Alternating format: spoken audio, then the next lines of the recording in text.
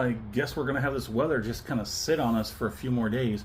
That's crazy how the weather's been here. Never experienced such a prolonged sort of rainy season, I guess. But things are, we are like an elevation of like 200 something plus lower here in San Antonio than Killeen Fort Hood area. So glad I'm not there anymore. So hello and welcome to Mr. Randy's Wine and Spirits. All my new viewers, welcome. Come on in, get comfortable, enjoy the show. Let's have a pour, shall we? All my returning viewers, you know, every once in a while, right? So we're gonna pop open this canister, pull it out. The Arran 10. First, let's go ahead and give you, oh, look at that. First time I've seen that. They actually did some printing stuff on the inside of the canister. I prefer canisters over boxes, but these things aren't completely necessary unless you have a situation where your bottle may be sitting in the window and it's getting direct sunlight or moderately indirect sunlight, which will rob the whiskey of good stuff. So it's a non-chill filtered, natural color, so no color added, distilled and matured in Loch Ranza, Isle of Arran. There's your coordinates. I haven't looked that up. 10 years old, the classic Arran. Rich, honeyed, malty, soft vanilla, coconut. I don't think I ever got coconut. Citrus, fruit, freshness, orchard, fruits, and hazelnuts. Absolutely got some of that.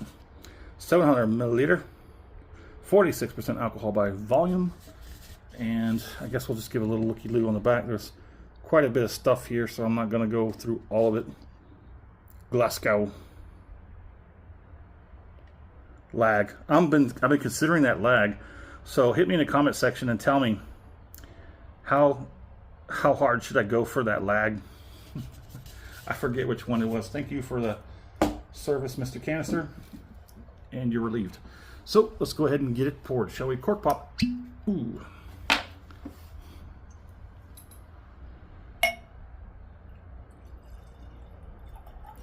This was a beautiful whiskey. It still is a beautiful whiskey. There is nothing on the bottle that was not on the carton. So let's talk about it. What have we not talked about? So the cask that they used for maturing, which I believe they're saying this was port cask, Sauternes casks. They also, oh no, these are the other expressions they have. They have a port cask finish, Sauternes, an 18-year-old, a 25-year-old, and then I found they had 9 more after that. They have a serious line. Arran has a serious line. But this comes out, like we already said, that Loch Ranza distillery.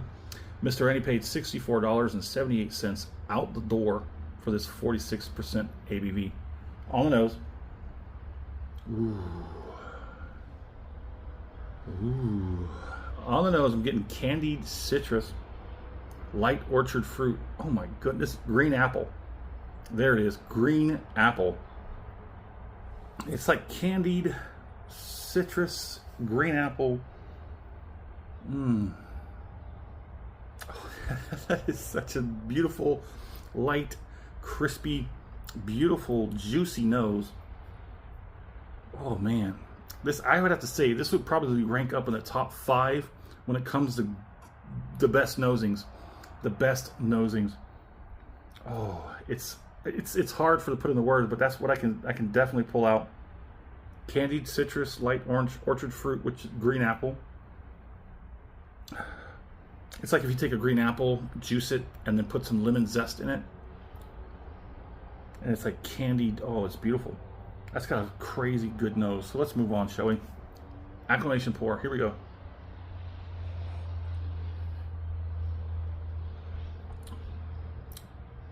Oh. So Mr. Randy does a 3-part series to his reviews. Part 1, off the rip, get it home, crack it open, share. Have my first pour, share my impressions with you because that's what we do. Part 2, it's beautiful, baby. Drink it down halfway, put the cork back on it, put it on the shelf for about a week and a half, 2 weeks. I go online, I find what I can. I found out a little bit, not a whole lot. I come back, we talk about it, I score it, we continue to drink it because part 3, final pour, thusly named, we have the final pour, we compare it to the first pour off the rip and everything in between. I got this at a not so local specs, so just, I don't know how recently, but it was, I think it was either this year or late last year, I'm not too sure, but they put up a specs down in South San Antonio. They're pushing a lot of, what is it called? What's that word? Here's that thing again, I have that neurological thing. I think about the word before I say it, and by the time I get to saying the word, I can't pick it out. They're progressing down there. They're starting to reach out. You know, when they build outwards, that's what they're starting to do in South San Antonio. They've done it for a while here in West San Antonio, but they're now starting to really do it in South San Antonio. It's a new store. It's big. I mean, it's a standalone store. It's the first standalone specs I've ever seen. It's beautiful. It looks much alike to the Total Wine. The Total Wine stores we have here in San Antonio they're beautiful. They're gorgeous inside. It's really experience just being in the store. That store down there in Specs down there, it's huge. It doesn't look big on the outside, but inside, they really make great usage of the space. There is a lot of options. That store has the best options.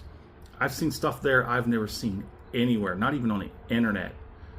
And I want to go back down there. And I think I might do that. Well, I can't do it this weekend, but maybe next weekend. Next weekend or the next time I get a chance or I'm down around that area, I'm definitely going to stop by over there and peruse. They have a huge selection of Japanese whiskeys. Anyway, let's get that second one on.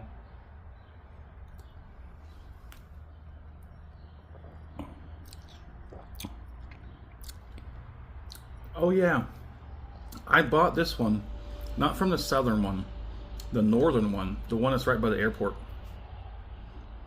It's a standalone specs too. It's an older store. It's got a nice layout. I like how they separate things. There was a an armed guard, bulletproof. I mean, he was dressed out. He was ready for action. Security guard, which was crazy because I have not seen that at any other store, any other location, any kind of other place since I've been in San Antonio. That was the first time that I've seen that guy. He was standing at the front door. All business. I mean, I appreciate him being there. It's just that kind of also makes you a little nervous, like, dude. I'm glad we're in Texas because we're always packing. All right. That put me off guard here. So let's go ahead and give you another swirly swirl looky loo. Yeah, I bought that at the it's right there outside the airport. And they had it on a good price. That's what I'm saying. They had this at a good price. It was brought down to like under $50 on the shelf. It was like 50, upper 50, 55, 60, something like that. I got it out the door for $64.78. And I had a hard time between this and, what was it, Abelauer? The Abelauer 12. I was looking for that for a while, waiting for a good price. And then I saw this at a good price that I didn't see at my local specs. So I had to get it instead. So glad I did. It's beautiful, beautiful, beautiful Scotch. Amazing.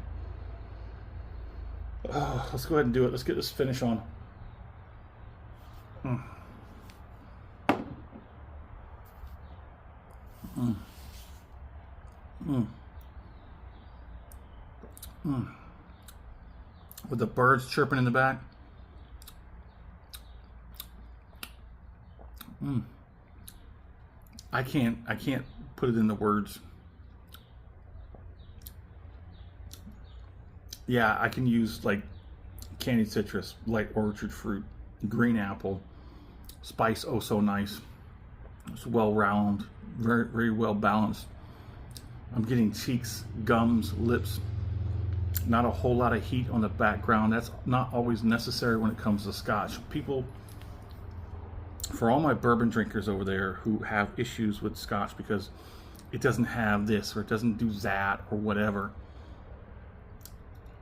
if I were to recommend a Scotch, a fine Scotch, just as I probably would recommend like an E.H. Taylor small batch, or something of equal caliber, this would be something I would recommend. If you want a quality Scotch on that level, this is where you start.